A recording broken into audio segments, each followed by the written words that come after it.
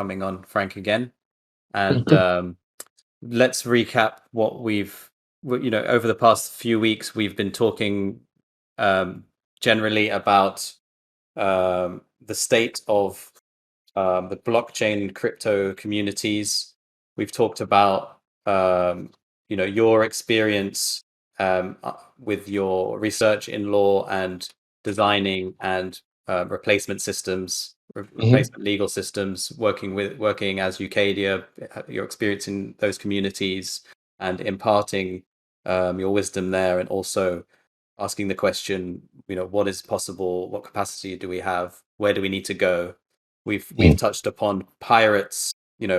We've basically grounded blockchain in a sort of history, because many of us see it as a sort of alien new thing where everything we do is new and untested.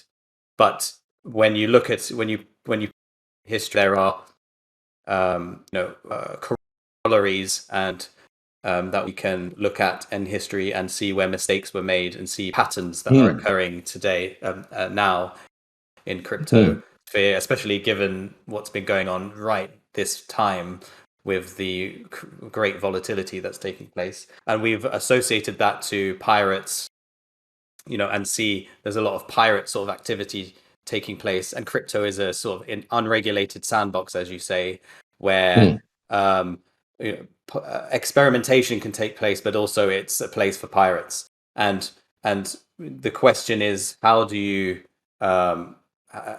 we and before we ask that question, I'd say you also mentioned that this blockchain technology is a new thing because it has solved the Byzantine fault tolerance, the Byzantine generals problem, regarding consensus of a state of a system, and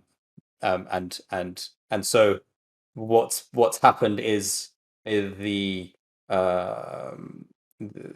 we've basically been building these strong forts in this unregulated zone, these strong blockchain-based forts that are kind of hard to break. In someone else's backyard. In somebody else's backyard, as you say. Yeah, that was clear. Just the key. That's a great image. And then the question is like, well, how long is that going to last? And what and standing in the middle of the road where there is sort of an unregulated and undefined position, how long is that position going to last? And that and what are on each side? So one side is this going into being a really great pirate, which is the dark web, like Silk Road type of, well, that wasn't that great because it got shut down, but like those types of really, really anonymous interactions, and really focusing on privacy and anonymity for the need to stay anonymous, or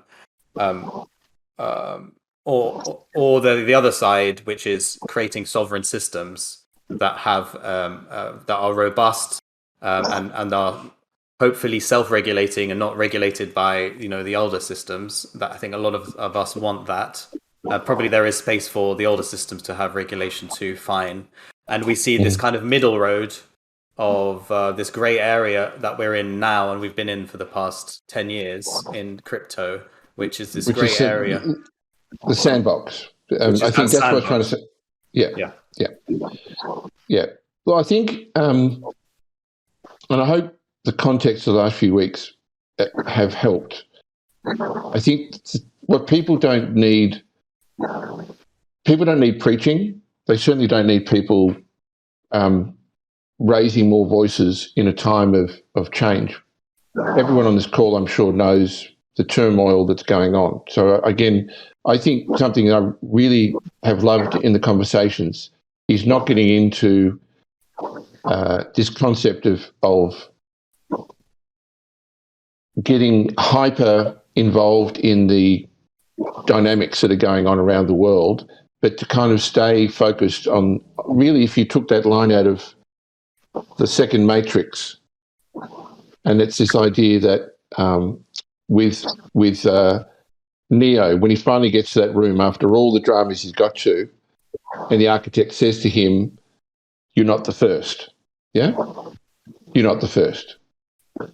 And I think if we use that as a launching point for tonight, is that because I'm sure everyone has, hopefully some degree, an affection towards that series or what it represented as a part of culture and part of the ethos, the character of Neo and all the Matrixes up until and excluding the most recent one, the trilogy. Let's start and stop with the trilogy. But it's a watershed moment. He gets into that room and the architect says, no, you're not the first.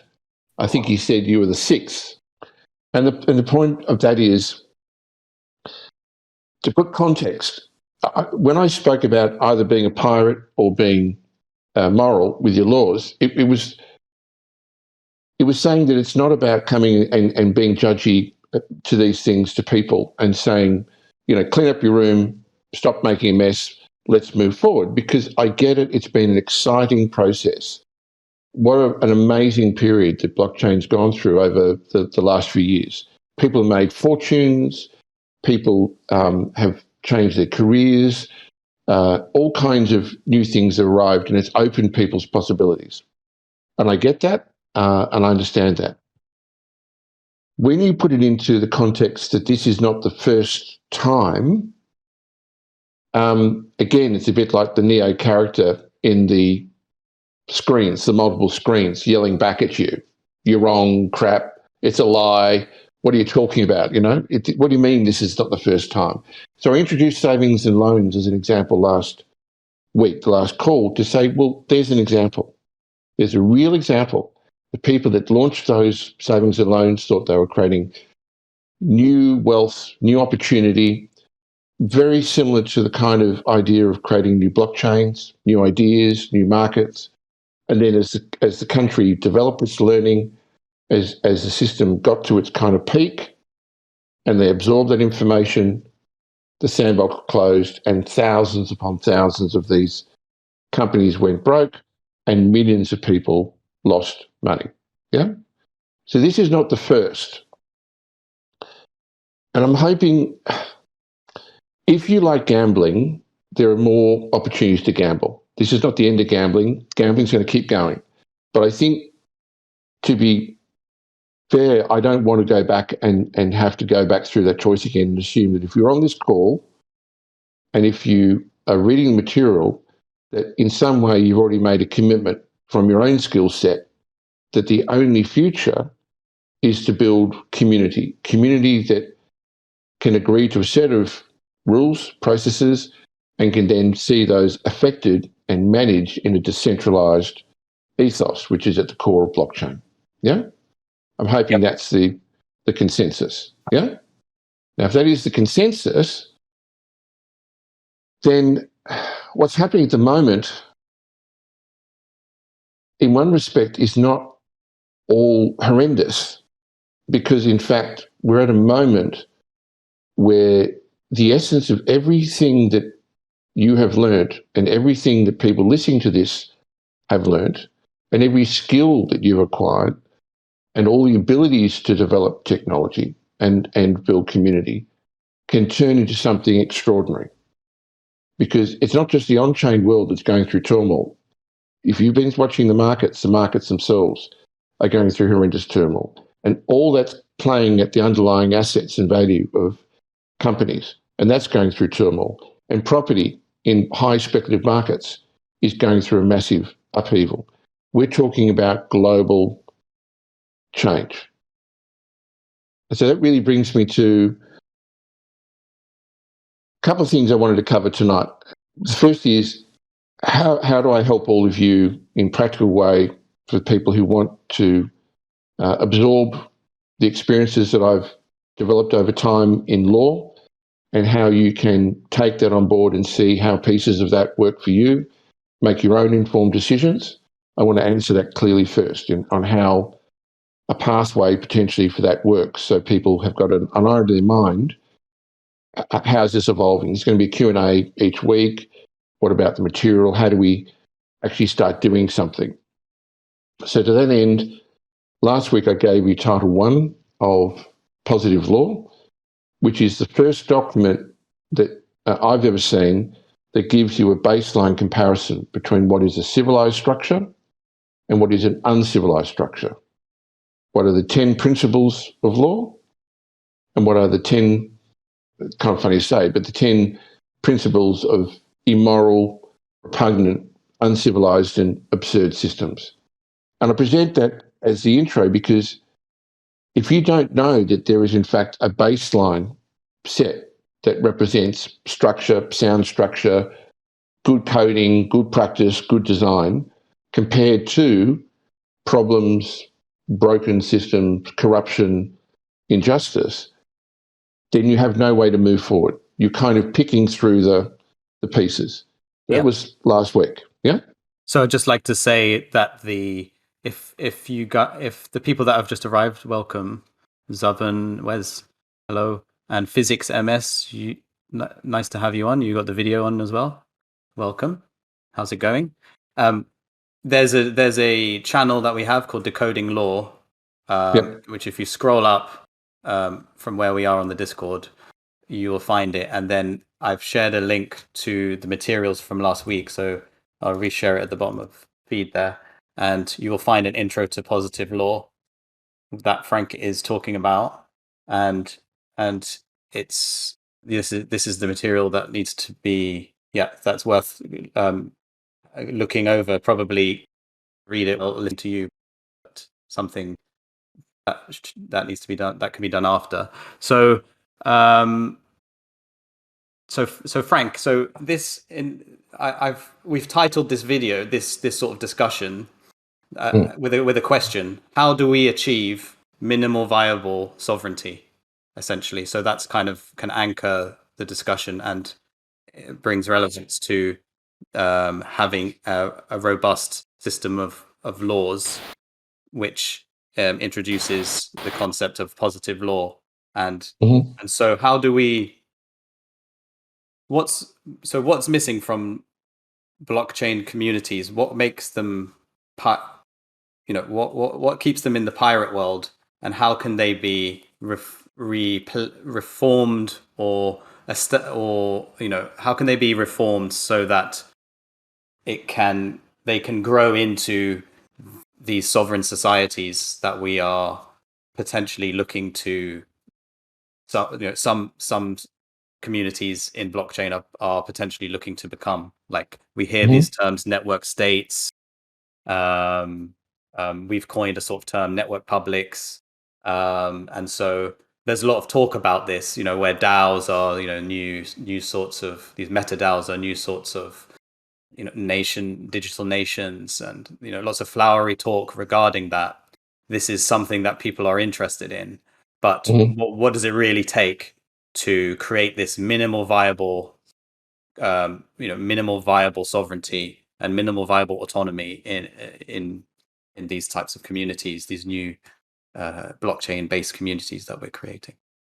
Well, three things come to mind as crucial steps in this. First, there has to be a genuine desire by a critical mass of people in that community to want to become that, to make that choice, that they recognise that even amongst their own experience and the world, and seeing that they're not an island, that they have an opportunity to develop a sustainable community that lives beyond 5 minutes, 2 years, 10 years. It actually could do something positive, and to be more than just simply a gambling den, or a social meetup group, or an investor forum, that it actually can focus on real issues in the community that you're part of, and that people, each person from their own qualities and abilities, can actually play a part. Because I think that's a crucial thing, not a hierarchy that, at the top of that pyramid is a guru, and then there are sub-gurus in trading, and then there's kind of apprentice gurus, right? But, the principle of blockchain is decentralized and consensus. That's its underlying thing, yeah? Not messiahs and gurus or any of that stuff, yeah? But the first principle is, are there enough people who want that to happen? One is not enough. Two is not enough, yeah? There has to be a core group of people that are willing to say, beyond my day job, beyond what I'm doing, I'm committed to seeing that happen. Yeah. Now, on that front, I think you'll find that, sadly, it's not necessarily going to be a majority that lock in. And I think that's an honesty people have to confront. Yeah. That you're probably looking at a smaller group that fit into that. But without that group, there's no rich earth in which to start growing that intelligence, that knowledge, that competence, that leadership. Yeah. I mean, the point of this knowledge, and I come back to, you asked me and I'm answering this. So sorry, it's a long-winded answer, but I'm sort of going in parts, 3 parts. This is the first part. The whole idea here is the question of whether you want to be a pirate or you want to follow the principles of law is very much a personal watershed in your life. Do I care or do I not care? Do I care or do I not care? Yeah. There's plenty of people in the world that march and protest, young kids, for example, doing protests, and it's amazing that they feel committed to that. But one has to agree that in the blockchain communities, there's been a certain amount of ambivalence towards the rest of the world. And again, I'm not judging that up until now, but if you're going to build a community that means something, there's no holding in the middle of the road anymore. You have to make that commitment one way or the other. Yeah. So that's the first. I think I've labelled that to death. The second is knowledge, permanent but pertinent, relevant knowledge. And if you're going to build a community, then it has to start with knowledge of communities. It has to start with what is law, what is a civilized society, what makes a civilized society, what are the 10 principles of civilized law. I gave them in the notes last week. They're embedded to. I've given it to you. I've given it as a gift. Everything I've given is a gift. So what are the 10 uncivilized principles? Can I see the comparison? Are some of those features present in blockchain communities? In fact, some of them are, and some have been in blockchain communities. So now I have a baseline, yeah? And the positive law, the remaining sections, as well as the training in terms of law explained, are critical. Because if that group who are committed to change, which will be a minority, unfortunately, you don't have the time to go and kiss every frog. Well, you can try, but ideally, you want to start with things that are going to get to your answer straight away. And I've spent a lifetime on this, better or worse. And if you read this material, then you're really accessing a culmination of everything else potentially that's out there. Yep. Right? So that's one of the things about reading this material. If you read this material, you should see relationships to any other source you see, whether it be another person on YouTube, whether it be a group out there that's promoting their wares, whether it be groups that say we've built a society, whether it be people who said we've built economies. No judgment, but you should, from this material, see that it distills virtually all those components into a cohesive pathway. So competence and knowledge, there's no substitute. If you don't put in the yards, if you don't read this material, if you don't debate it, absorb it, disagree with it, argue against it, rebel against it, whatever it takes to own it as a sense of identity. Once you reach that point, now you've got a group of informed, educated, talented people who are committed to building. And that just then leaves the project plan. The components, they're easy. How do you embed into code? And I love the idea because it's a very blockchain-y type thing, which is you start looking at the components that are embedded in the code of your community, like true persons, the concept of true persons, like the Ucadia time system, yeah, like the elements that identify the separateness and uniqueness and connectedness of that community to something other than the status quo. Yeah. why do people wear colours if they're part of a group? Yeah, it's more than just. There are many layers to that. Yeah, But Yeah. if you look back to it, the reason we connect to our cultures and still connect is it's to recognise that we're not completely embedded in one system. It's part of our history. Yeah, it's part of our culture. So plenty of people have that experience already from, their parents emigrated to a country or they came with their parents, all these things, yeah, where they have that identity. And that's what we're saying. You don't have to be fully sovereign. You don't have to kind of, back to that Ford analogy, you don't have to create walls. Just being a society is a good step, yeah? Private society. The Freemasons are a private society. Plenty of private societies, yeah, that are able to effectively manage themselves with minimal controversy. Yeah. The thing about digital is that you can extend your footprint in the digital to sovereign, but in the off chain, being a private society is perfectly fine if you can get that sorted. So the material gets you there. And the steps to building it are pretty straightforward. It's step 1, step 2, step 3. I've covered them. There are plenty of others to do in terms of structures and rules and the rules you need. But if people jump and overlook point 1, point 2, and simply say, yeah, let's just get started, then it's going to go nowhere. It's going to be on the shoulders of a handful of you.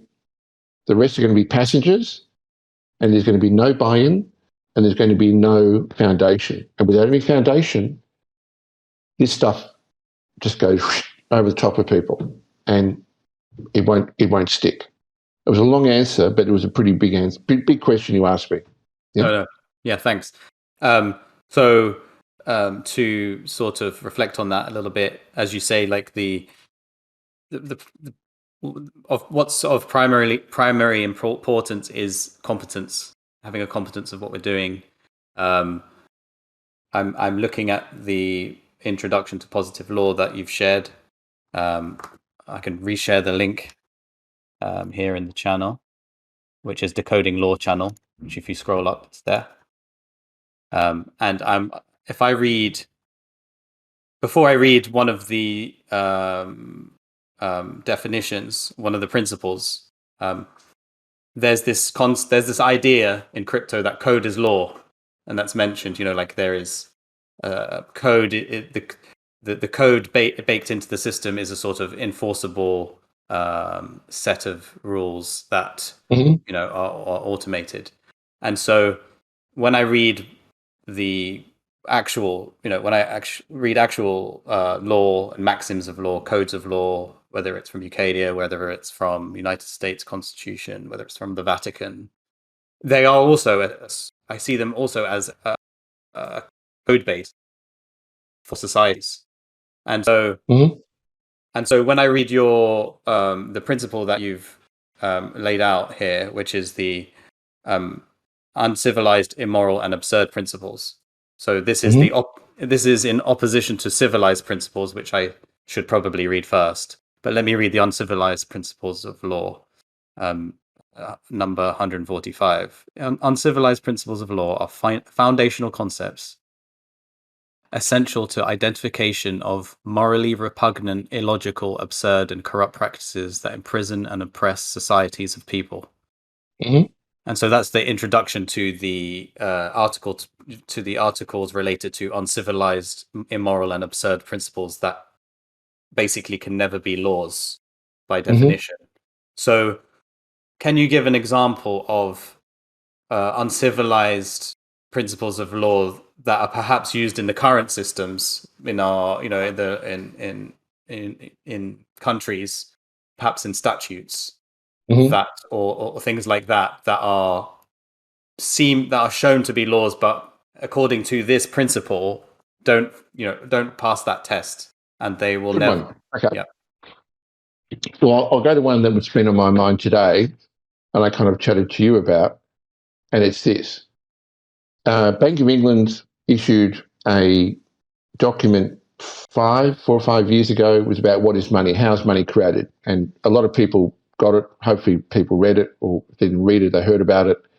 and essentially gave a background that money is ultimately created by contracts between commercial and the Bank of England, and when a mortgage comes on or someone takes a loan and that credit is essentially converted with that contract as the underwriting, that's what brings money in. It's not these big lumps of money coming in. That's just kind of like, don't worry about that. And what upsets me about that is technically true on how parts of money comes into their system, but it's also horrendously untrue to an underlying principle that still exists today and has been there for hundreds of years.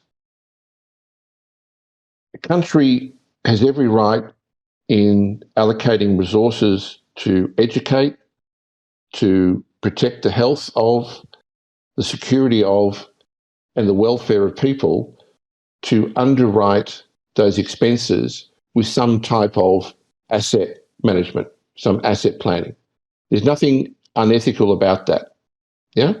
So if you think of it from a household budget or from a business budget, a business that's about to go off and spend a whole lot of money on things that it needs to do for its employees, and it has all this income that's coming from its employees, might look at the two sides of that ledger and say, hey, if my employees have locked in solid contracts to work for me for 10 years and 15 years, yeah, then maybe what I can do is use those contracts as part of the collateral to underwrite the expenses. Yeah. So there's nothing wrong with that. So just to clarify, sorry, Frank. The example you bring up is about the Bank of England, and so the way money is brought into there's a distinction.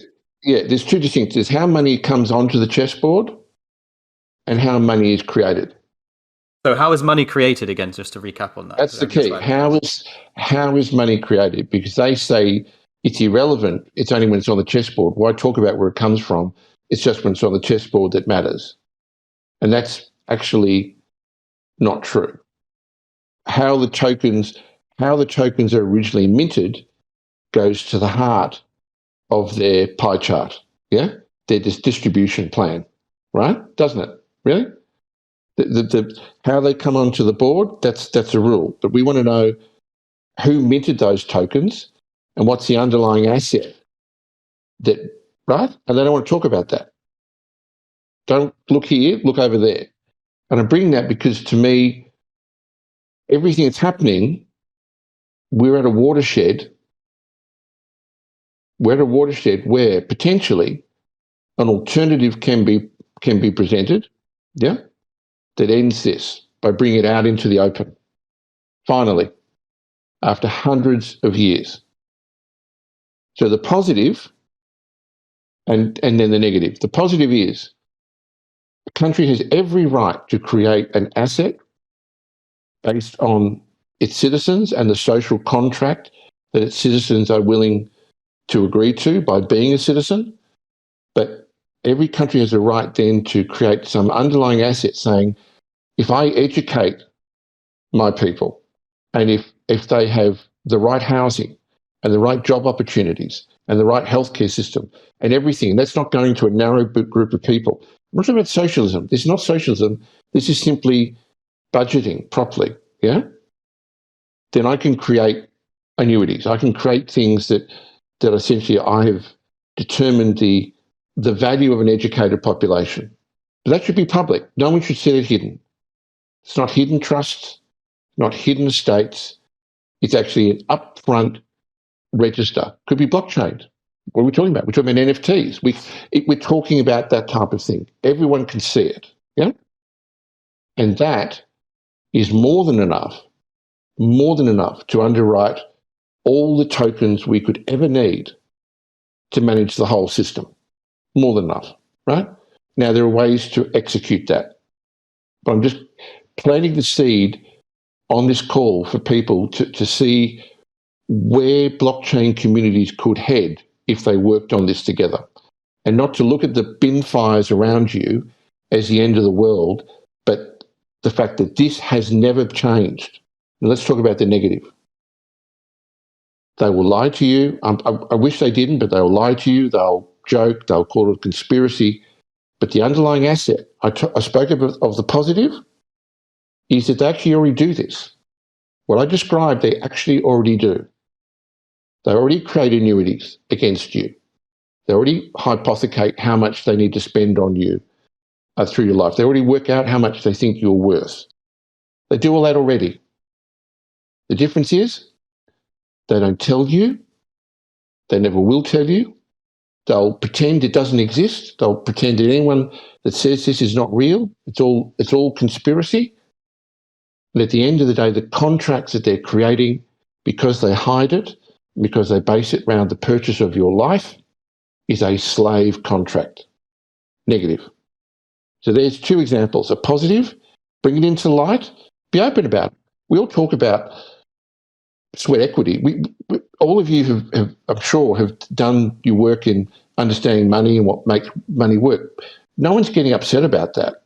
But what matters is we live under a system where it's secret, the accounts are secret, the adjustments are secret, the documents are secret, the trusts are secret, the movement's secret, who gets part of that, who makes part of that, who's bought the contracts, who sold it, where it goes, entirely off the books, entirely secret. Yeah. Right. So that to me is a great example of uncivilized, immoral, and absurd principles that have led us to this point where they can't manage it. I mean, they've created more tokens than you could ever shake your head at. And they couldn't buy, sorry to say this, it's a Australian thing, they couldn't buy a beer at a pub with $1 million. It's that incompetent, right? I can't say it any other way. That's what we're looking at. Yeah. So to recap on how they create the tokens. So can we go over that one more time? So like, how do they? It's very, very simple. So a baby is born. Yeah. Baby is born. There's a birth certificate. Yeah. Taking these old, legal, twisted, contorted, immoral, absurd, and evil concepts, they say the status of that baby is undetermined. So they don't properly fill in the birth certificate details. They never actually say on their birth registers that the baby's living. It's a blank space. It's not known, right? Don't say the baby's dead. It's just not known. So after 7 years, in fact, they even corrupt their own system. They don't wait 7 years anymore. They create the trust the moment the baby's born. They used to wait 7 years. They used to at least believe in their own lies. Yeah? They don't anymore. They don't care. They create the trust. So what they're creating essentially is a bond. Yeah? And then that bond is sold. Yeah? And I want to talk about who buys them and who sells them because the names are out there. But that bond is sold. And in exchange for that bond being sold, the government agrees to essentially, well, firstly, that a lump of money goes into a huge pot. Now, you can imagine these are based on very large sums. So to a country, it's equivalent to kids being in a kitchen with every cookie you could ever eat in a jar in front of you. Yeah? Will never go stale. Every cookie you could ever eat is in front of you, but the dispenser will only give you out certain cookies. Yeah? And you have to ship some of those cookies back to the people who gave you that jar. Yeah? That's kind of how it works, the golden handcuffs. Yeah? So that idea of getting a birth certificate and using it as a collateral to create a trust and to it's the information because they would say we're talking about people who split hairs. So I'll say no, we don't sell birth certificates, and they technically don't. The information think of the birth certificate as a record of an event. Yeah. So what they do is they take the information and the event and then create. It's a difference between a derivatives. Never get into an argument with a derivatives trader. It will actually send you insane. No offense to derivatives traders, because they're experts at this. The parrot's not dead. Because if you're selling a derivative, you're trying to convince someone that it's not a derivative when it is a derivative. Yeah? So this is what we're saying. The bond is a derivative of the event of your birth, your identity, your details, what the hypothecation of value represents is all derived from the fact that they claim ownership of the name. the flesh, Right. the mind, the spirit. They do. I mean, and Yes. they'll play forever, and they say, "No, we don't do that," and "How dare you?" and it's, it's terribly damaged and it's fake news. As I said, a country doing this system in the open, it's not unethical to say, not ownership of people, but it's not unethical to say, I have a population of people, I want to invest in their future, I want to make sure that they thrive, they're highly productive. How do I raise funds? And someone says, well, build an annuity, right? Build an annuity structure on your members. You say, great, okay, members, as a government, you may elect us and the next people come in, but that system is in place, it's locked in.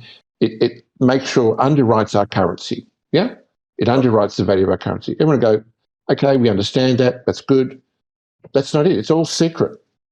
Yeah. Has been for hundreds of years. Yeah? So let me just stick on that point for a second and come back to Is this making sense? because this is I'd love I'm just I'd going to love cycle people back to to be it. able to participate. Yeah. Yeah, Yeah.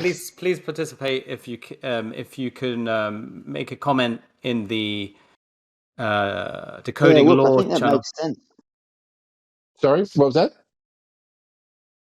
Look, I think it makes sense. Like I'm starting to get a bit of an idea of where you're coming from with it all.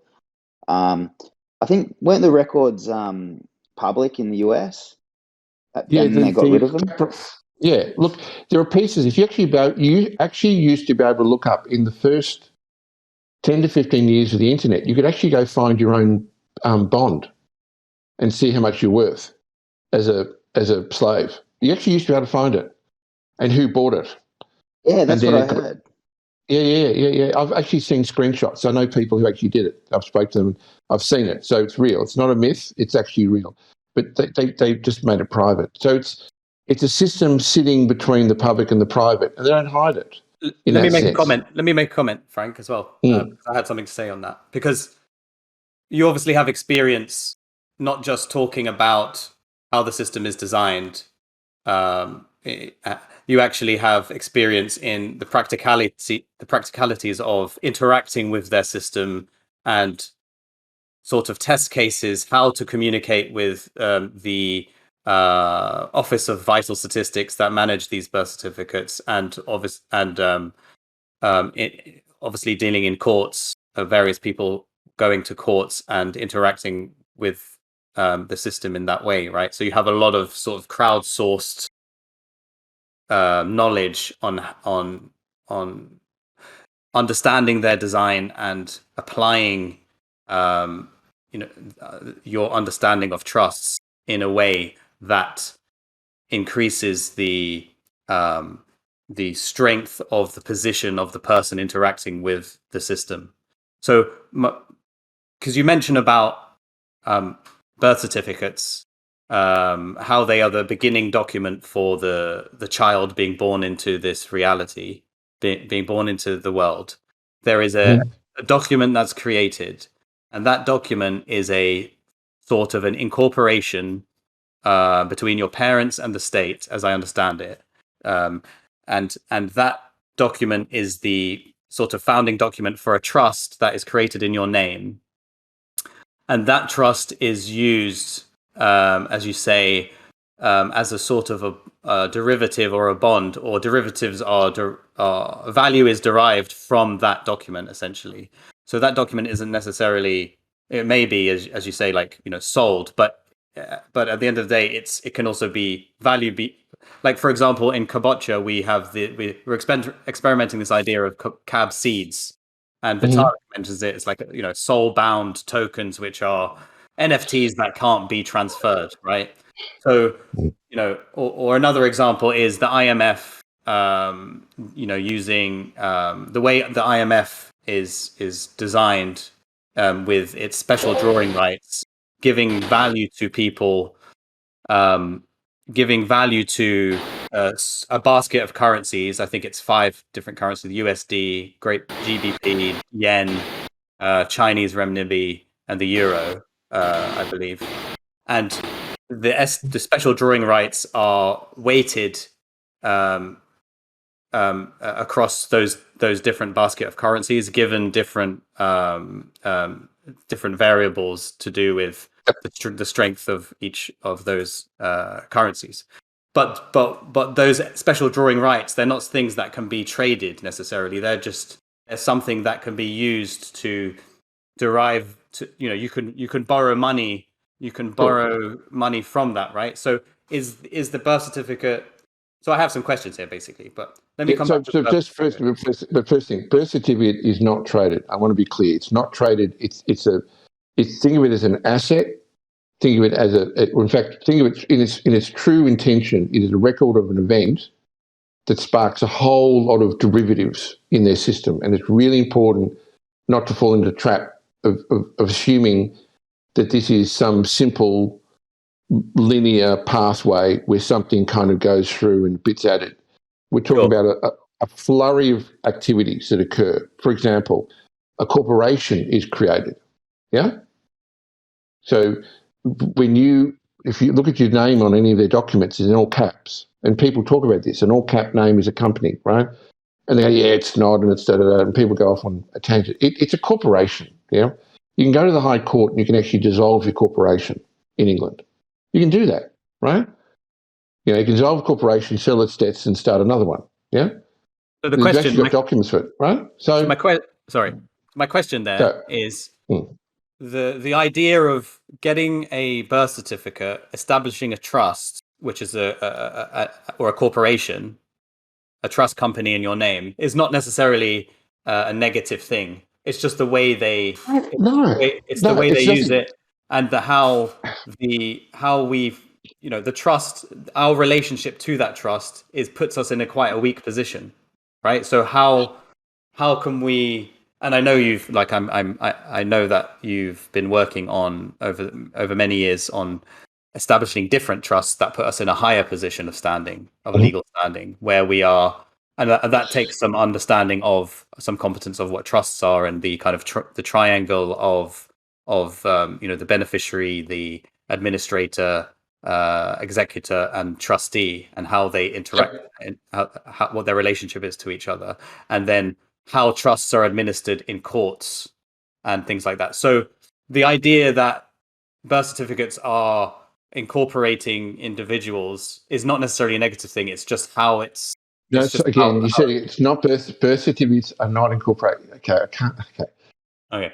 It's really important because we've got to be careful here, because A, we're recording this, and B, it's okay. There are assets created in their system. There are derivatives of those assets. There are trusts and structures around those assets. There are transactions around those assets. There are contracts around those assets and transactions. The entirety of that underpins the global financial system. The entirety of that underpins the global financial system. It begins with the birth certificate, but the birth certificate ends from the start, okay? It's kind of like the universal token that never has a value attached to it.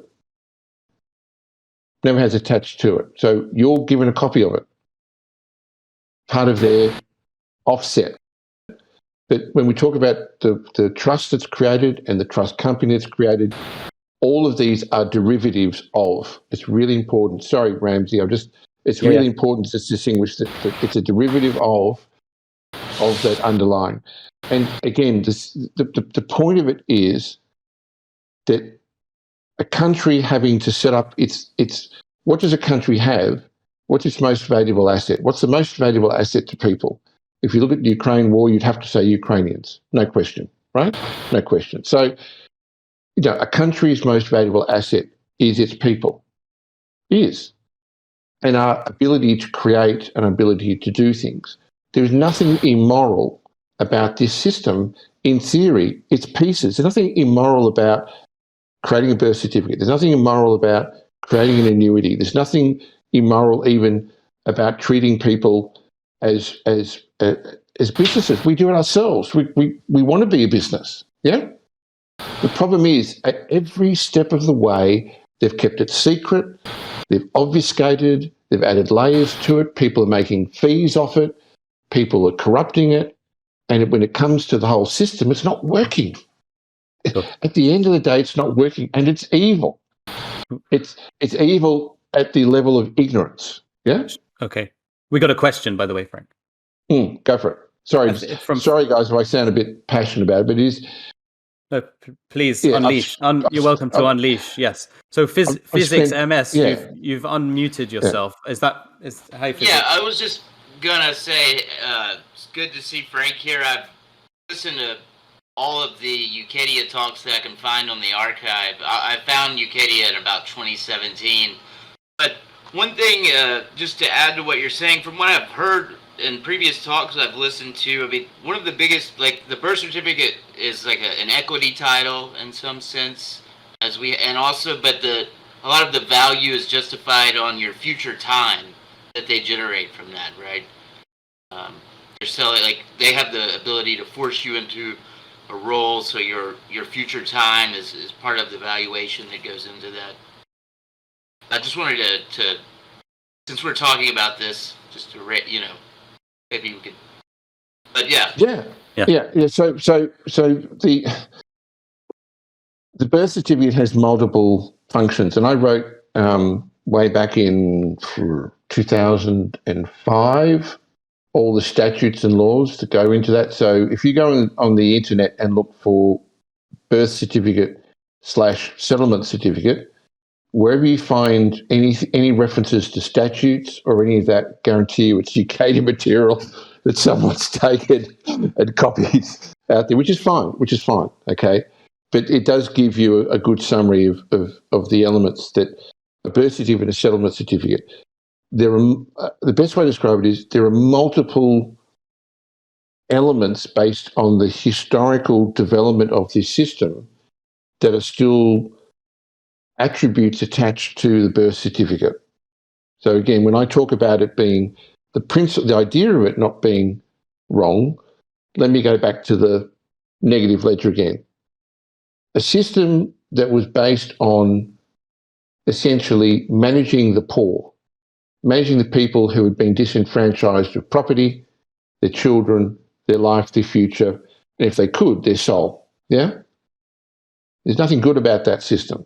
There's nothing redeemable about that system. And the fact that it's still operating today and allowed to operate today it beggars belief that it's still there, and some people don't care, and there's a whole bunch of people pretending it doesn't exist. Yeah? And I've tried everything with these people. Trust me, I've tried everything. I've written websites, I've written documents, I've done seminars, I've done everything I can. And this middle layer, it's not the top of the pyramid, this is the middle layer.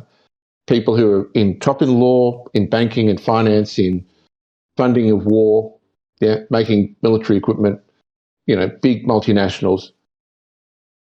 They don't want it to change. They're quite happy viewing everyone below them as worker bees, slaves. They'll never use the word slave, but worker bees, tables of chairs, consumers, they're happy with that.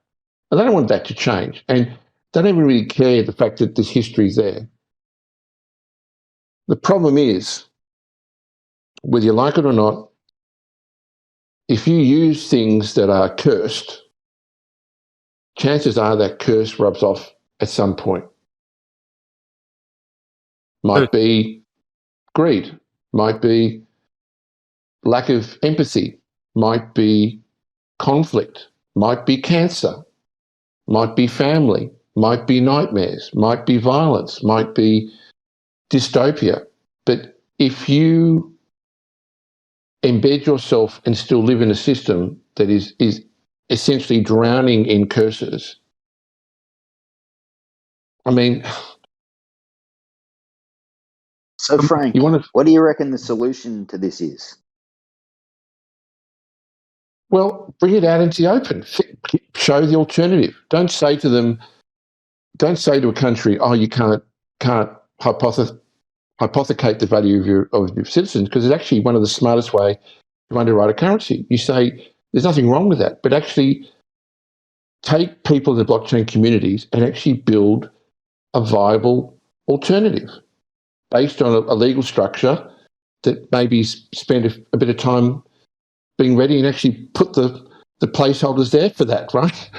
But actually, we come to a point now, if the alternative is not presented now, when is it? That's why I showed you Title 1 as a baseline. If you don't present the right baseline today, when will you present it? When? That's what we're at. We're at this watershed at the moment.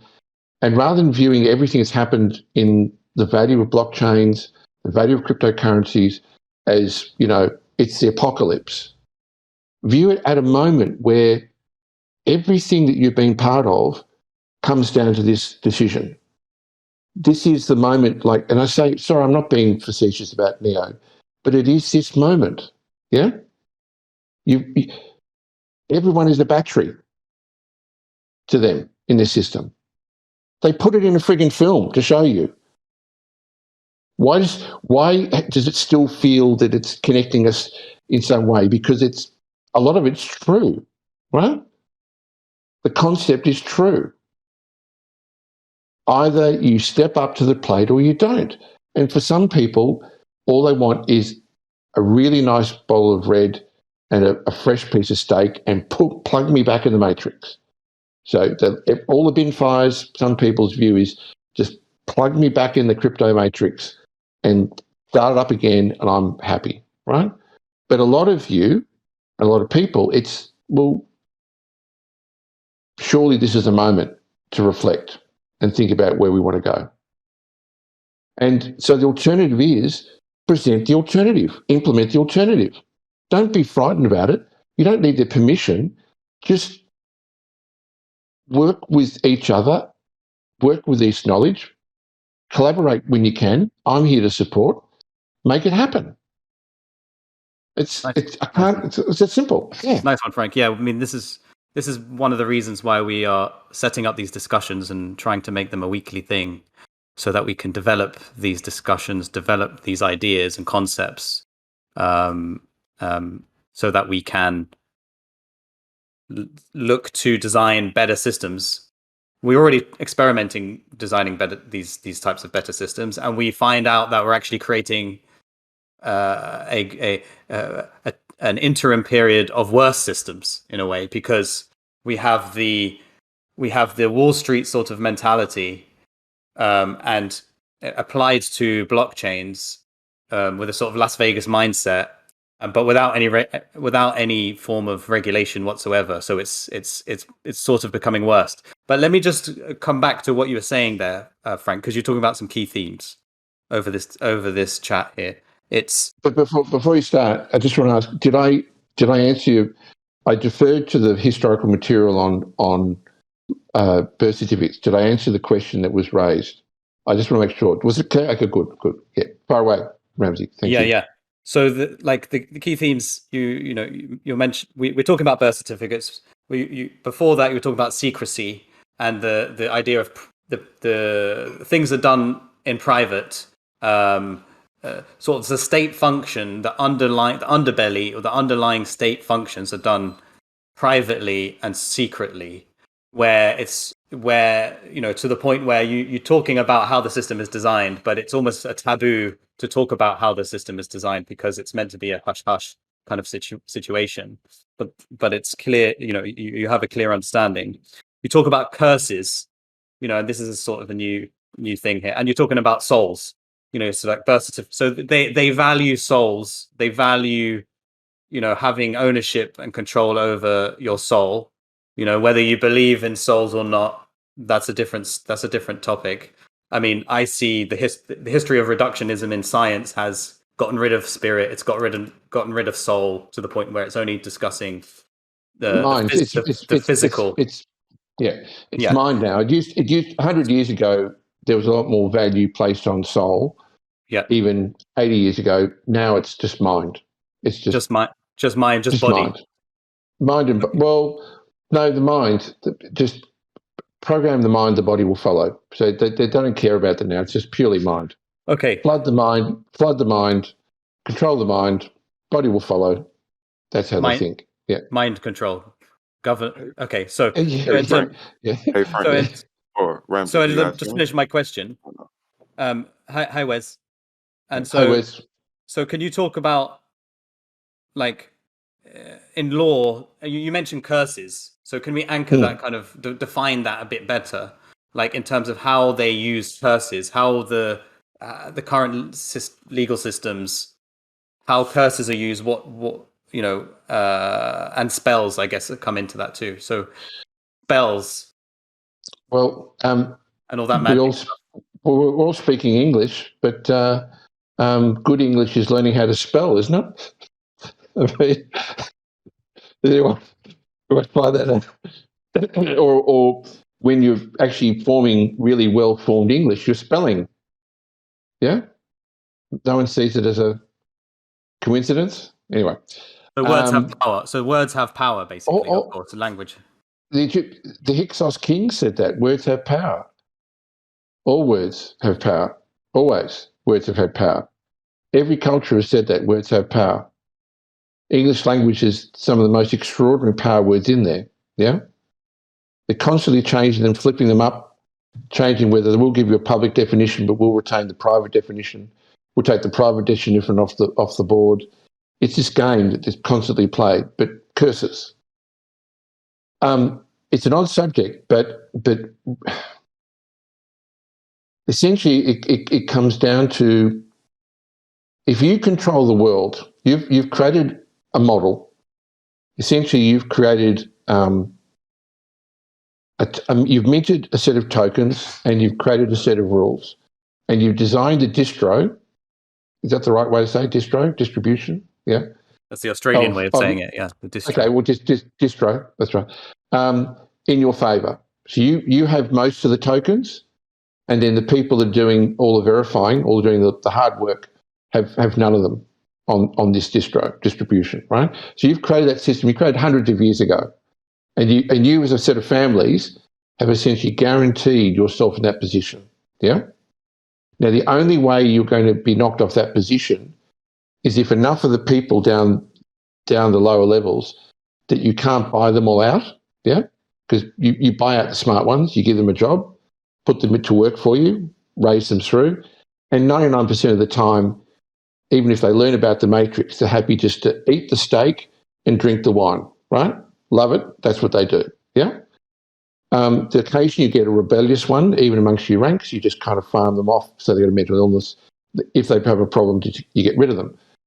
But in that system, one of the things you want to guarantee, because you're at the top of the tree, you believe yourself to be God or gods or members of gods. You truly do. You build paintings and foundations, and that's how you live. You truly live as gods. They live like you and me. Yeah, they have countless homes and whatever they have, and they've lived for generations upon generations this way. Part of your concern is what happens if this all comes back to bite you? Yeah? What happens if there is something more than that?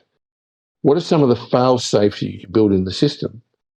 And if you talk to Roma gypsies or anyone that's, I'm not suggesting that everyone go off and, dive into black magic, and it's a pretty dark area and people do pretty horrible things.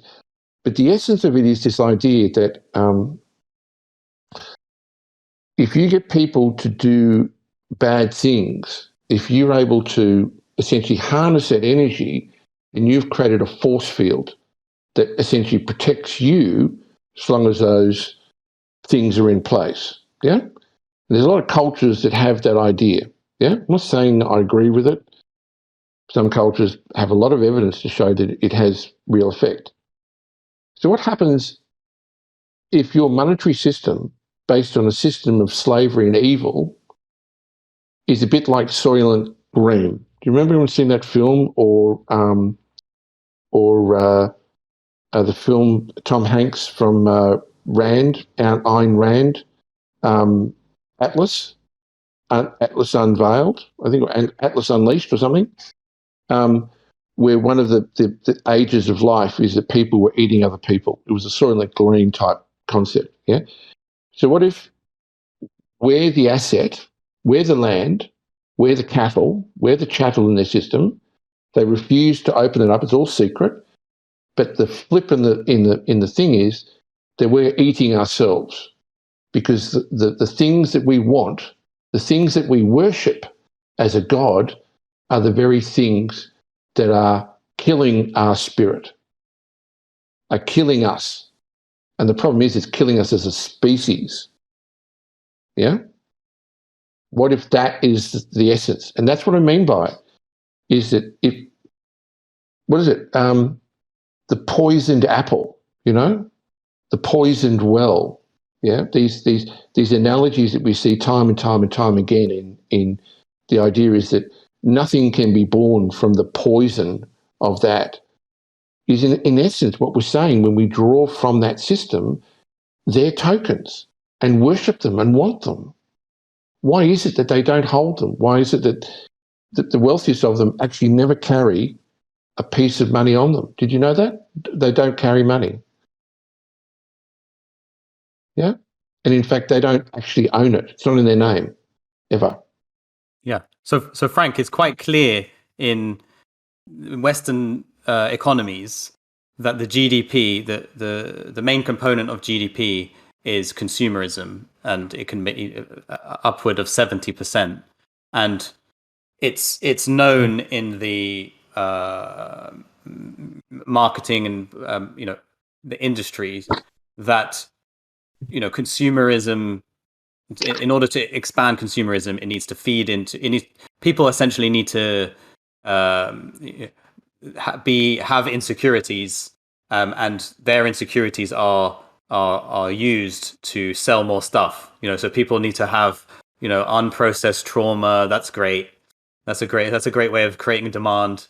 And things like that. So that's quite a known thing that it's quite clear that a large percentage of GDP, which is the economy, is based upon having individuals to be in a state or certain condition that is an insecure condition. It's not a whole. They don't have a sense of wholeness. Because if you have a sense of wholeness, you don't really need anything to fill that void, essentially. Well, think of it as, if we use the word inflamed, yeah, that people are inflamed. And the reason I choose that word inflamed is the missing link to cancers. They find cancers are tumours and all kinds of things, yeah? All kinds of things produce cancers. Radiation, yeah? People who've been exposed to phones cause cancers. But there's an underlying malady in people that essentially creates the conditions for that. And it's the perpetual inflammation of the body, of the organs. Yeah? That is the underlying malady that creates the conditions for dying of cancer. Yeah? But that condition is identical to the perpetual inflammation of the mind that leads to the perpetual inflammation of the body. Because by programming the mind, I love chocolate. I know chocolate is a poison. I know that I'm poisoning myself and killing myself with chocolate, but it's my last vice, my last only vice. I don't have many vices. Come on, Frank. That's the only vice. That's right. So that's the thing. But there's an example in that can't find the switch that sorts it out. But anyway. We've got a question from Wes, by the way. After. Yeah, I want to get Wes. I missed you last time, Wes. So good. I look forward to your question. One sec. I want to just bring this all back. We're looking for the solution. We're not looking to condemn people. We're not looking to run to the palace and drag people out. People that know how to run systems know how to run systems. We're not arguing against that. We're just saying the system is broken. The system's falling apart. It's not going to get any better. Can we fix it, please? Can we bloody well fix it, right? And stop this 17th century game, awful, horrible game of kind of witchy poo, I curse you and you do this and I keep this secret and all of that, because it ain't working and it ain't cutting, and the planet is one ginormous bin fire. We can build that. We can fix and provide the solution and be the adults in the room against people who just refuse to grow up, whether they be central bankers or commercial bankers or whatever. But the people who actually have the most adult potential here are people like you who can actually help grow this up and present an alternative. Yeah? That's what we need to do. So I just want to say that everything we've said tonight is not about pointing fingers, because people say that's rubbish, the guy's loopy, they say that stuff. The baseline is based on the same principles of theirs, but it's all about open, transparent, and competent. Run a decent global financial system. You can decentralize it.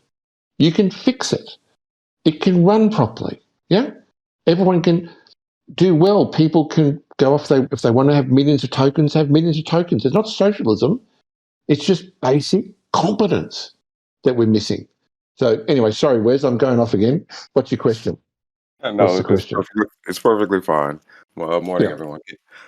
So I had first I want to let you know you're perfectly fine, or at least from my aspect. I don't want to talk for behalf of everyone, but as far Okay. as your comment on inflammation and speaking about the biology, because it's ridiculously appropriate. And just on a side curiosity, what Mm. have you understood about omegas, and or were you aware of the woman, I think it was 2011 or 2001, who won the Nobel Prize for being able to prove that omega-3s lengthen your telomeres? Yeah, I'm familiar with telomeres, and I'm familiar with the cellular biology, and I am familiar with those things. But I was just kind of give the example of, you can have the knowledge, Wes, and you can still be poisoned in the mind, and you can still go off and poison the body. That's all I was kind of saying, tongue Because in you're cheek. not, Yeah, but no, yeah. you're not. That's the point, is that you're not, because and that kind of leads to the second question. Because it's true. Like, if you, well, you probably know this, right?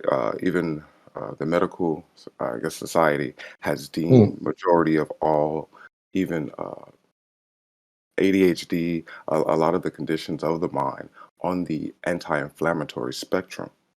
They're Mm-hmm. all considered that they all derive from the same root cause, and the food, uh, our society is built in a Mm-hmm. way that encourages it. So yeah, Mm-hmm. it's not tongue in cheek. It's strategy. It's intentional.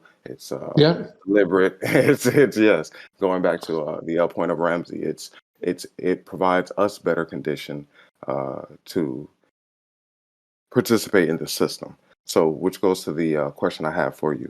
In Yeah. the United States, we have Yeah. a way to claim sovereignty.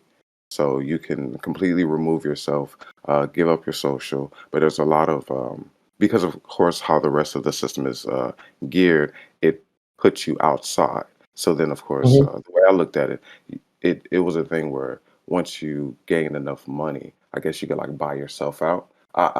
That was just my perspective Mm. that I guess helped me cope with Yeah. it. Sure. But, Well, but I was wondering, does yeah. the UK have any system similar to that at all?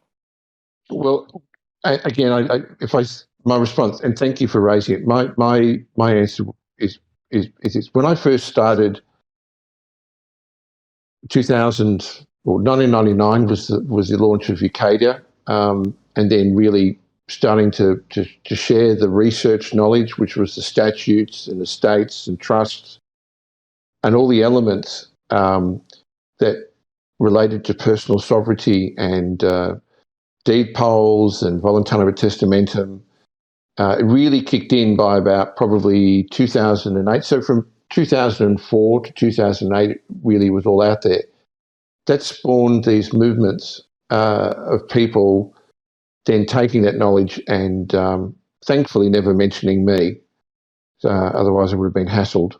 But claiming it as their own, that kind of created a lot of these movements that kind of word for word use that old Ucadia material to build these kind of ways out or methods or solutions. So it is around the world, even though there's dozens and dozens and dozens of people that swear that they're the inventor of it or they created it. The reason I pulled all the websites down in 2016, in part, was there's no way to solve it by being islands. to be on your own. And we spoke about that a couple of weeks ago. You know what I mean? I have no problem with that, but there's no way to solve it. There's no way to solve this if we can't find a way of coming together. That's really the essence of it. Yeah. And rather than spending all the time telling people why it doesn't work and how to kind of get out one by one, I wanted to devote my time to the replacement, how actually to fix it, to replace it. And I needed the time to do that. So I turned everything off to basically dive in and produce what I'm showing you now. That's what I've been working on, and the systems and the technologies to do that. So yeah, the UK's got it. People have this knowledge all around the world. It's not new. What's happened is it's just gone into groups that promote it and say we've got this idea. And if you look at the material, it's Ucadia 2008, Ucadia 2010, Ucadia 2014. It's stuff that I've been talking about for decades, but there's no benefit in going to do it. And I explained it to people. You can know everything that I know. You can do every document in the world. You can talk to every leadership in there. You can do everything right. It doesn't fix this problem. We need to fix this problem, and we can only do it together. That's why I'm here. Yeah. And if I understand you the most correctly, and please help provide clarity, that Yeah. it's the transparency is your biggest concern with how the system is designed. Well, transparency at all level. I mean, the first Q&A I did, I was transparent to say, if you go searching for Frank, you'll find all these bloody historical things, and people I've worked with will do the same, and they'll come up and they'll say, I've worked with Frank and he's done this. And you can't work in a cake factory and not break eggs. You can't work as a philosopher with ideas and not piss people off and make mistakes. So transparency begins at home with me and being honest about me and being honest about Ucadia and being honest about every level of this. Transparency. But we didn't have technology like this 20 years ago. We didn't have technology like this 50 years ago. There is the ability to actually implement decentralized, transparent systems today that didn't exist 20 years ago. And I don't use the word crypto. I use the word blockchain, yeah? Because not everything has to be encrypted, yeah? The concepts, and it's not all just one thing. Blockchain is part of that picture. But yeah, transparency it's the heart of it. It's not that I want everyone to know my business, and I'm sure you don't want everyone to know your business. And it's not about that. It's just saying we can operate in a far more open way where most people won't really worry about that. But if someone does, we're not dealing with the rubbish that we're dealing with today. I'd like to see that humanity is around in 100 years. That would be a nice thing, yeah? But the way we're going, it would be nice. I'm not going to be there. Understood. Completely. No, and I'm with you as well, because I personally I feel like what transparency does is it restores us back to the human condition. It's the first step of trust. Like once it's what I believe the reason why Edge had the on-chain identity. It's like when you're introducing yourself, you usually start with your name.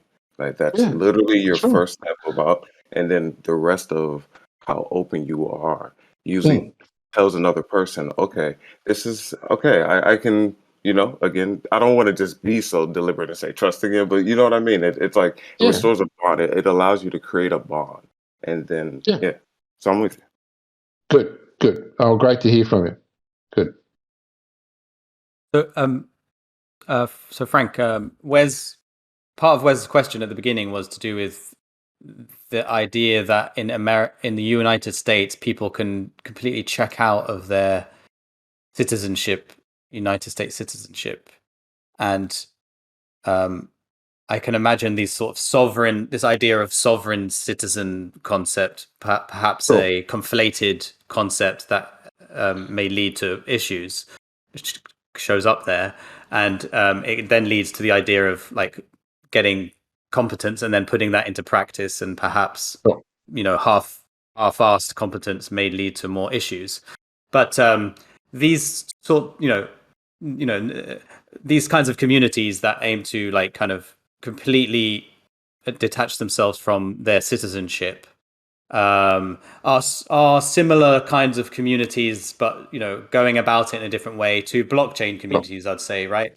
There's this idea of agorism, this concept of agorists, the agora, where they want to create sort of 3D printed guns, and that sort of libertarian idea, and this idea that the state make goods and services, some goods and services are go into the realm of contraband, but the agorists, they completely reject and rebut the idea that how the state define certain things, and they reject it and they carry on anyway with creating. And there's a sort of the crossover to blockchain. I think the thing that you're tapping into is again a very, very old ancient Egyptian concept. To name a thing for what it is to absorb its power. In other words, the problem we face is misnaming and mislabeling in many of that, and we need to increase our levels in order to be more accurate with our precision. So the enemy here is, honestly, if you look at the people that are running the show, does anyone honestly think that we're dealing with rocket scientists? Really? Let's be honest, right? We're not dealing with rocket scientists, right? Okay. So there's a baseline reality check, right? Okay. So if we're not dealing with rocket scientists, how come things still running? And that tells you where the issue is. And again, if you're in blockchain, you say law is code and code is embedded. You already know the answer. You've actually answered your own question. And that is, much of this system, as it's inertia, as it's stumbling along, falling and crashing and burning, like, some crazy guy on a Saturday night, it is the system, is the crappy ideas, is the embedding of that system after trillions of dollars and years and countless investment. This thing is enormous. And it's not just one idea, it's a clump of ideas. So our problem at the moment is people think they have to be the one to save the world. They are the centre of they are the saviours. Their idea is the idea. If I just write something akin to the Declaration of Independence, I've got the plan to save the planet. No, you've just taken the first step. But trust me, you've got thousands of steps to go. I've been down that trail. I've drunk that Kool-Aid. You've been down that trail, Frank, haven't you? Yeah. This is why I've been there, right? Yeah, great. Why it's great to hear your stories. Yeah. And there's lots of people that are looking for. Sorry to cut in there. A lot of people looking that have looked for remedy in the current system, and you've actually through Ucadia initially were going about trying out different remedies in their system, using their own rules, essentially using their own trusts, the way they've designed their own underlying system, Office of Vital Statistics, going through the courts in different way, and things like that. Successes and failures in each of those attempts and experiments, and you came to the conclusion that the best way to spend one's energy is to design a better system and have a replacement systems that interface with the current system. And that is kind of what a lot of people in blockchain communities, they kind of live and breathe that idea, where they we're setting up sort of toy-like, game-like systems, but we do trust the underlying infrastructure to the point where we're willing to have all of our coin in these sort of networks. And so, we are resonant with that idea, and we're sort of like exploring that avenue. So it's easier to for people that are involved in these types of systems to look at Ucadia and be like, oh, I see what they're doing here. They're looking at the they're looking at the system of laws that was created, the infrastructures they've created on top of those laws. And what Frank's doing when he founded Ucadia is create, reform the underlying laws, distill them into its base principles, and then try, build a trust-based infrastructure on top, that, and then create an interface with the current system, and that is the best chance we have to have remedy in as opposed to going about sharpshooting our way into the current system. As you say, from what I've learned, is that there are sometimes remedies, but those remedies get cut off. So it's kind of like temporary remedies. So the way you've gone about it is to create replacement systems, and that's what we're trying to do. And that's and now we're like having this blockchain discussion, talking about law concepts, Ucadia concepts, learning from your experiences, having these discussions. And so if we like, and it's very refreshing when I talk to you both on, being recorded and off being recorded, is it's quite refreshing hearing your perspective about where we stand with blockchain and crypto, and altcoins and Bitcoin and their design, and the decentralization principle that we kind of aspire to, both on a technology level, but and perhaps we're doing somewhat of a decent job on the technology level, could do better, but also there's this operational level and the social level.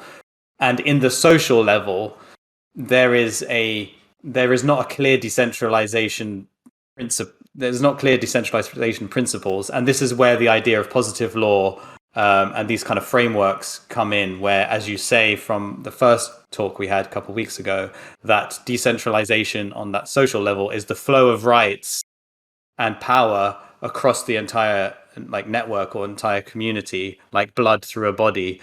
And that's kind of easy to understand because it's very centralized in the older system, where there's this clear hierarchy that's kind of there isn't clear flow taking place, because once you get to a certain level, it's quite rigid in that hierarchical structure of power. So we are at this state of crypto right now in 2022 in June, and we have Bitcoin that people are using as a vote of a sort of vote to check out of this current system, let's say the current economic system, or a vote against the state and the society, let's say, to a degree, politically. It's sort of a political vote in a way. Let's buy Bitcoin, and that is going to be going to give us some security, perhaps in the future, because Bitcoin might be the new kind of world currency, perhaps. But what we're seeing is these, people are voting it, when it's high, and then it has this huge volatility, and then there's a problem there. And then also so I guess to get to a sort of question that we can then discuss here is basically, we also have this idea of stable coin called, the biggest one is currently Tether, which is USDT. And what you mentioned to me, I mean, that essentially people are trusting, and this happened in the online poker as well. It's like people are trusting these sort of like pirate-like Cayman Island companies that hold $70 billion, because Tether is around $70 or $80 billion market cap. It's holding $80 billion, or it's meant to, in assets, and people are trusting that. And as we are seeing, I'm sure you trust it very much. And as we are seeing, like, people are, when you ask Tether, can you disclose, your accounts? It's alleged. I mean, I saw it on a tweet just yesterday that they declined. But what we've seen, like what the clear evidence that we see, because a lot of stuff is in the open in crypto, is you can see that a lot of people that the whales that hold Tether from $100,000 to $10 million are starting to cash out on the Tether. So they're losing trust. There's a lot of trust being lost in these non-decentralized components of the crypto sphere, the blockchain sphere. And this is why we're probably this is part of one of the reasons why we're having this huge volatile drawback in crypto, notwithstanding the fact that the global markets are all shrinking. But and that leads to the kind of, and this happened in 2017. You had this huge ICO boom and a contraction, and it's sort of this new wave. So we've had a wave the past few years where we've actually seen some much better technologies, much better sort of standards. The standards rose a bit, and now we've come to another drawback. And so then the question is, what is the next standards that we can create? What are the capacities? What capacities we have available to create these better systems? And this is where kind of like feeding in your, Ucadia. Yeah. Okay. Well, Web3S. So I know people are jumping up and saying we need Web 4, we need Web 5. Web3S. Just Web3S is a good start. Okay. So the concepts of Web3 were strong, but what's missing is the infrastructure of the laws and systems, both on-chain and off-chain, to complete a proper sovereign DAO, MetaDAO structure. That's what's missing. Yeah. People have been talking about it. I saw people talking about it at Davos. I saw people talking in different places. So let's just agree that a pure technology framework does not, of itself, give enough infrastructure support to the communities. So we come back to, funny enough, we're coming all the way circle back to your original questions tonight, which is what do we need to do to make this happen? And so we need much better clarity with Web3S, yeah? And I use the big capital S for sovereign, yeah? That needs to be an embracing that if back to this thing, you can't be in the middle of the road. People can say, well, we're doing this, we're building this infrastructure.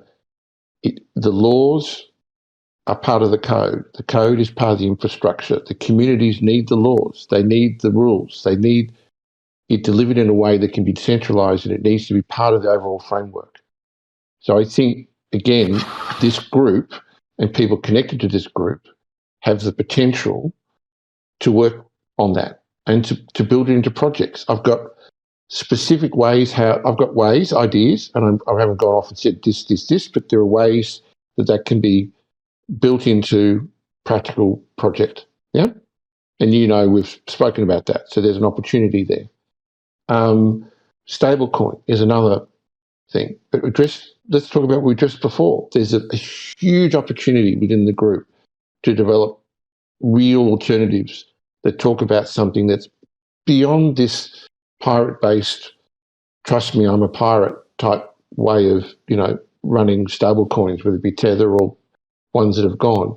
That run on proper principles, yeah?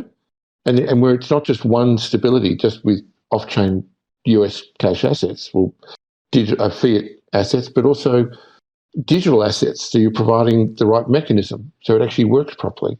But then address the fact that there are countries at the moment that have physically broken down. Sri Lanka. There are countries that are literally breaking down today that need solutions. So when we talk as a group, there are certain things that you have that are enormously powerful today, probably more so than ever before as a group. And I talk to everyone who's listening and everyone who's on the call tonight, and that is 15 years ago, programmers didn't have a union. There's not a union of programmers, surprisingly. There might be a union of firefighters, union of drivers or workers, but there's not really a union of programmers. Programmers and engineers tend to be kind of unique. It's a unique set of qualities to get into programming. Yeah, it's not something, I know people do it for school and go through that. But what blockchain did is it gave those communities, for the very first time, the ability to fund themselves. Yeah? Very first ability time to fund themselves. And all of a sudden, you found, well, first thing you found out when you spoke to people is that the 20-year ago dream of people wanting to be Bill Gates is long since gone. No one wants to be Bill Gates. So that's good. That was my generation. That's gone. Which is good. It's healthy. But you discovered that you could actually work together. There's a certain ego thing about programmers, because I said it's a multi-skill. You learn a bit here, you learn a bit there. You come up with your own paradigms. You have your own way of coding. Kind of cooperation was really a force fit working for big tech, But suddenly these communities could self-fund. Now, I know for certain that communities that are underpinned by that connection are not want to disband and go back to 9 to 5 or 4 days a week, big tech or that type of, enslavement in an office. I know people want to do that, no matter how many amenities they offer you. Yeah. It was never the thing, right? Yeah. So how about that group take a little bit of control of its own destiny and start implementing the future replacements? Start building WebS3, right? But together, rather than like, yeah, but the pirate in me wants to go off and put the placeholder out there because I'm in charge. How about we just, rather than running down the hill, walk down the hill, past the bin fires, and start implementing some of these things? Yeah? That would be good. That would be a good thing. The skills are there, yeah? And that's really, I'm sorry to sound mercenary, but the reason I said to Ramsey early on that my enthusiasm in sharing is that I saw the potential that came out of the self-organisation that came out of blockchain where talented people decided, no, I don't want to work for big tech. I won't go through the list, but, the big ones, I want to invest in this. I want to build with this. I've got the skill set to do this. Well, the world today runs on technology, and that's not going to change. In fact, it's going to get bigger. They have a crisis. They can't manage what they already want to do. They can't do what they already want to do.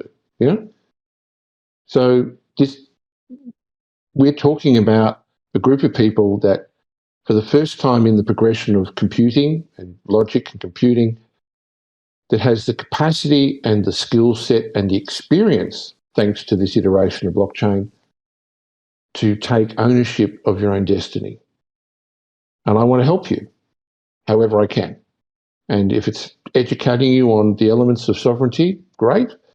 If it's guiding you on how thoughts in Web3, terrific idea if that can be embraced. If it's working on projects to deal with new languages for programming, if it's the stable coin, there's a whole range of them. But at some point, the rubber either hits the road or it doesn't. I'll keep doing the Q&A, but, this has to convert into actual things, yeah? Whether it be through as part of the ecosystems at the moment, into tangible projects, but it needs to be you guys and the people listening to this saying, you know what, yeah, I'm not going to sit worrying about these bin fires and this drama. I'm going to get in there and I'm actually going to work on these things because this is the future. It'll generate the funds. It'll stabilise the value of the communities. It'll grow the future, and we're tackling the big issues. That's, yeah. Ramsey, I'm Thanks, Frank. rambling Thank again, you. but yeah. No, it's perfect. So there are, and of course, yes, we need to, as you said, these discussions, we're on the third one now, and it's already stimulating other discussions in our community calls, and we are looking at current there is the current news. Last week there was a DAO, which as a decentralized autonomous organization, as meant to be at least, a sort of network with voting, a network of people with voting. They kicked out their initial investor. Someone invested in their project. You've seen the link anyway. So we had a discussion about that, and and it raised certain questions of like, well, how do you mitigate these things? How do you arbitrate? That was the mediation, arbitration, things like that. And so these discussions are being had. DAOs, the implementation and the use of DAOs for communities is quite a new thing. It did start in 2015 or 14 with the DAO on Ethereum, but really in the past 12 months, our DAOs have started being like put into practice. So we're only at really the first year of DAO. So we can imagine that there are going to be more of these issues that show up where there's going to be a lot of controversial things taking place. Pirate. We can expect pirate acts take place because we're in the pirate waters in this sandbox. So yeah, these conversations are developing, and so I've kind of lost my trail of thought there, but so that's right, fine, yeah. that's right. But I guess what you're getting at is there are examples already of what we're discussing helping discussions in there, and it kind of tailed back to a question we had earlier for better or worse, one of the mandates and obligations of Ucadia is that I don't own the ideas that I share with you. Yeah, I'm not the first. Back to Neo again. I'm not the first. Hopefully, I'm not the last. But there are people we've all got talent, right? And there are people out there who are doing amazing things. There are people who are trying to save people. There are people who got murdered in the Amazon, trying to save tribal land and stop the degradation, right? And they got murdered because people see it more valuable as grazing cattle than preserving it. So I hope that there's that. All I'm saying is, at the end of the day, apart from acquiring the knowledge you acquire from this, it carries a certain obligation and an opportunity. You are a community of people, and there is a group of people here who have the capacity, proven capacity, to build things, to grow things, to develop things. And in this environment where there's an acceleration of, if you like, inflammation, financial inflammation, there needs to be a corresponding acceleration of action in projects, more than just the talking, but to say, you know what, I can see from this there's an implementation we can do. I'm not here to say I'm controlling anything. I'm not controlling anything, but to take this and start applying it, to share it, to engage people, to say, look, this is not the end. This is the beginning of the next iteration. But this iteration is not just about making money and sharing ideas. This is about building true digital communities with a full spectrum of abilities. And it's about enacting real replacement examples, right? And I mentioned countries. I mean, when you talk about countries, you don't have a big model there. There are countries that are falling apart, and you've got people here who have the ability to do amazing programming and amazing systems. I think the benchmarks need to be higher than, let's kind of get back into the kind of the expos and the shows and the meetups and the greet ups. That there needs to be a serious view of this is, let's start setting some benchmarks here and working on it, whether it be with stuff that through Ucadia or through groups that affiliate or resonate with ideas. It doesn't, as I said, it's not about trying to control that. It's just saying the clock is ticking, and it's not a drama clock. Yes, and you mentioned benchmarks, and I know Physics has a question, so I'll feed him in just brief second. But you mentioned benchmarks, and and standards and sort of these experimentations taking place, there are legal sort of legal tech in blockchain projects, and some of them have gained a lot of interest from supporters. So, as you mentioned, the great thing about blockchain is that its ability to self-fund and that have that sort of like standards baked into the technology. It's like decentralized, transparent of funding. And so we have like projects like Aragon, and they have an interest in Edge. They have, I think they were one of the founding holders in the distribution, that are building legal tech, mediation tech. Like they've got quite a wide horizontal of different products that where some are gaining traction, some aren't. And then there's this other example called Jura, which is closer to our ecosystem, Jira.io, who were funded by Draper Associates, among others, and they are being supported by Polkadot to implement sort of that kind of technology layer. So what is missing?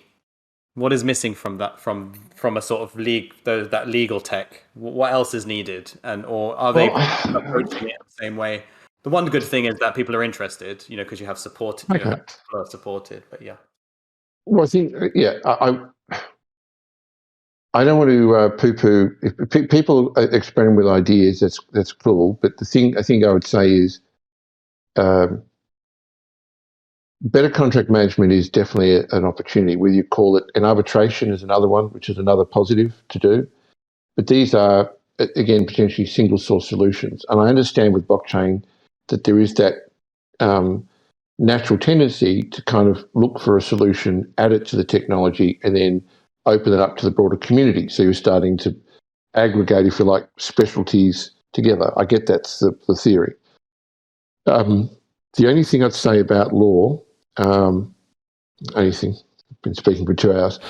The thing is, how much of it is understood or honestly positioned as a tangible or quantifiable benefit, or is it simply a legal version of Tether? Right? It's that it's essentially a placeholder solution that saw a missing element in the market that it could take advantage of, as opposed to delivering a substantial service. I don't know the answer to that. I only know what I know over this time, and it's not for me to judge that. But my concern in some of these, and this is not just on-chain but off-chain solutions, there's been a lot around the world of people coming in and saying, oh, great, let's open up a portal where we sell everyone, I'll do your will, I'll do your estate, file and forget. In the truth movement, it's the paper worth merchants, pay me $1,000 and I'll save you, or pay me it's too cheap, pay me $5,000 and I'll save you, and all this. And there's been a flurry of that type of stuff, and they pop up, they don't get traction, someone else pops up. My concern is without the internal experience or the drive to build an internal competence, some of these things may be wrongly seen as, yeah, we're doing that. We've got legal. We're covered. We're building the legals here. We're building arbitration. It's all sorted. Don't you worry about that. Let's move on. Very easy to say. Can be said in 5 minutes at a conference. We get back to the real stuff, which is raising money and selling tokens and restarting the casino. And that's my concern, is that it goes that path. Yeah. And I feel, because I've always been transparent on these calls, if I was a betting person, I would bet probably 90 to 10 that that's the way it's going to go. Sadly. Yeah.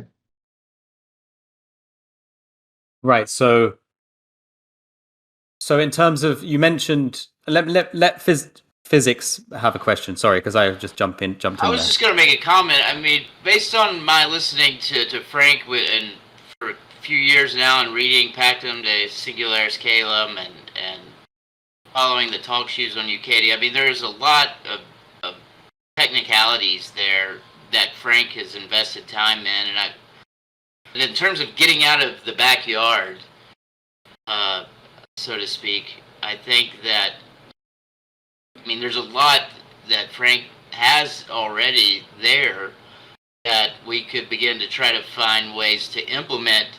For instance, there's the Ucadia Gazette.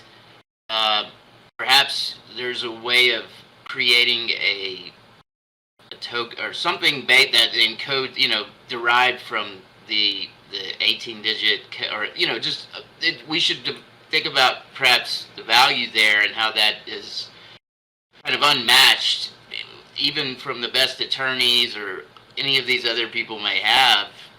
And there's true value uniquely, I think, as it exists in that code or in that system of, I mean, it's pretty self-contained, and it's more complete from the way I can gather than anything else. So the question for me, at least, would be is how do we begin to put ourselves, if we're going to put ourselves in a backyard, let's put ourselves in Ucadia's backyard. Or maybe that's the wrong analogy, but maybe we can camp out in Ucadia's backyard to begin with and go from there with the competence of Ucadia underlying what we do. Well, there's no barrier to getting into that backyard, but I can't force anyone, and that's the thing. It's a free will and choice. And as I said, I don't want to poo-poo people's idea, but I have kissed a lot of frogs in my time, and so you kind of you get to see the thing is the work's been done, the work is there, the opportunity is there. I've shared steps that can be taken. I've shared my optimism about what this time means in terms of opportunity to change and harness. I've also been honest on this call and the other calls that I feel that there's certain inertia and certain forces that mean not everyone's going to step the right way, but that's human nature as well. And it comes down to individual choice and then seeing, who sees that. Some will see for example, we just talked about these projects. Some will see these existing projects that are funded and say, yeah, we've already got that, right? And that'll be it. That's the end of the conversation. Others will dig a bit further under the surface and say, you know what? There's more to being sovereign than just slapping on the word sovereign. Yeah?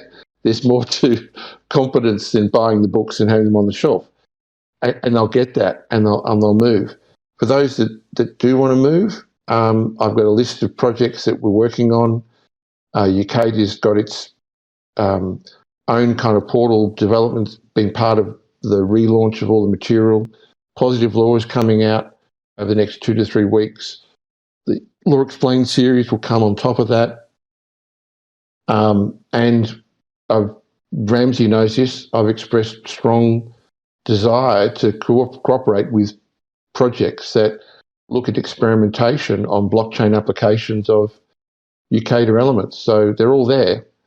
But I'm mindful, when you talk on these calls, that people want to say, well, what does it mean? How do we, what's the outtake here? What's the meat? Yeah? What are we doing? And so that's why I keep coming back to, I can only go there, show you, encourage you to read what I share with you. Yeah, it's terrific opportunities. It's a great opportunity, and really glad, yeah. Frank, that you are contributing and have been interested in having these discussions, because it is a great opportunity. And I second what physics was talking about there, and we need to give value to what you've done as well, because you've done a lot, and there's not many people probably on the call that have listened to all your stuff, and and physics mentioned that he has. I've listened to all the talk shoes as well, and as you say, there are a lot of technical things and a lot of practicalities and a lot of ways that Ucadia system has been applied, and a lot of before the Ucadia system, a lot of remedies have been attempted, as mentioned earlier in the call. And what physics was mentioning there was the UIN number, which is the Ucadia replacement for essentially how birth certificates or the trusts that are in our name in the current system. It's a replacement thing. Yeah, live-born record. So it's this. It's in essence, it's simply saying that, it can be explained, but it can only be understood by actually seeing what's out there. And a good way to do it is just go do a search on Amazon on what's available from Ucadia. It gives you a bit of a snapshot of some of the material. And that is that Ucadia, from a documentation point of view, starts at the top and works its way down. It is a true replacement, full stop. It's a true replacement. And in terms of docs, Frank, as we mentioned, like law is code and code is law. The codes of law. I mean, you've written a lot of code in terms of. You're also a coder. You're also a programmer. But in terms of the law, you've written a lot of books that are on Amazon. There's like 50 books. I mean, give or take 50, a bunch of books that are, they're not fun stories to read. Let's put it that way. I mean, I'm sure physics can second that. Like some of them are. Some of them are actually. No, that's hard. That's unfair of me. But I'm saying there is the law books, the maxims books. I mean, it's I'm sure not many people have gone to Vatican.ca and read the Vatican's canons. That a lot of laws that we use today are derived from in a way. Also, sort of like that's the distillation of them. But all the laws of Westminster, Canada, and you have what you've done Congress. What seems from my understanding is you've got the current systems of law, like the Vatican laws, and you've distilled them back to what they should, the essential components of them. You've got the different statutory law system, and that's what we have. That's what you're creating with the positive law, roughly speaking, and the interim, you sort of the divine law, human law, and the layer in between. There are all types of legal systems and all sorts of religious law systems that you've attempted to create, and you've worked on to create these like replacement law codes. Essentially, there's a lot of code. I guess what we need is some docs. Educational docs. This is part of these discussions, of course, but like having docs. I mean, and things like that. That would be awesome. But like, it'd be great to leverage. I don't know many people that have been working on creating, and especially in the legal system, you have the barristers and the attorneys and the lawyers, as physics mentioned. A lot of them are working on processes in law within the paradigm of law. You talk to someone in finance. It's equivalent to talking to someone that works in finance or works for a Bank of England, central bank.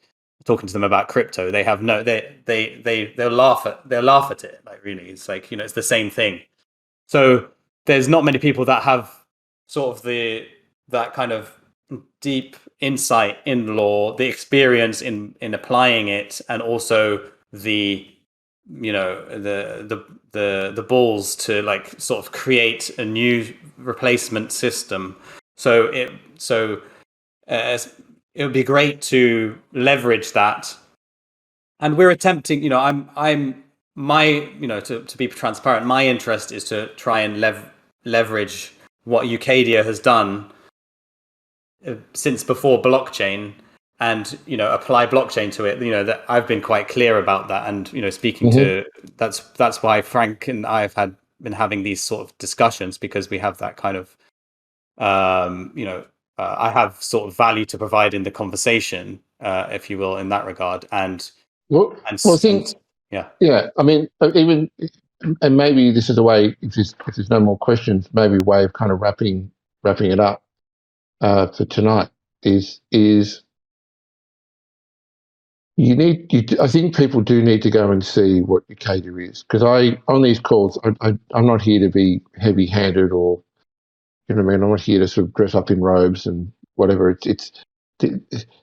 We're catching up and we're having a conversation, and I'm trying to connect it in a way that honestly where I'm coming from, and then hopefully I share information with all of you that you find useful, and that's why we've put the material up. And I have another package next week. Ramsey will do the part 2 of positive law, which we can give them next week. We won't do it this week. We'll do it because I think part 1 is pretty dense to start with.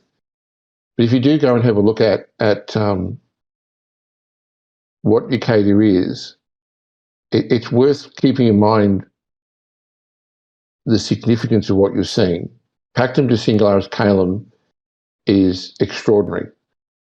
The 3 covenants that set off that in one Christ, one Islam, one Spirit are themselves historical works. The sacred text, Liber Clan Glass, if you ever get to read it, is an extraordinary work that you'll never have read before. The history of humanity from 10,000 BCE to 366. And book 2 is coming out by the end of the year, 366 to 1666. And I challenge anyone who reads that not to be absolutely changed for life. That's only one. There's Tara, there's Yapa, there's Waiata, which is the spiritual text of the Polynesians, 5 worlds, the spiritual text of North, Central and South America. They're just the sacred texts alone. Then we have the maxims of law that were spoken of, divine law, sovereign law, positive law. They're all done. But if you have a look too, you'll see that it's not just that. I showed the other day that Missale Christus, go and do a Google on Missale Christus. It's CHRASTUS, Missale, 2 S's is the first word, Missale Christus, and have a look. That's the reforming of liturgy that is the underpinning of the maxims of law of all the Christian denominations. So there are massive works that have been undertaken over these decades, and they are the pillars and structure that you can connect to. Well, there's Missale Christus there in front of you. That's Missale Christus, yeah? In the Decoding Law channel, yeah. Yeah, so all I'm saying to you is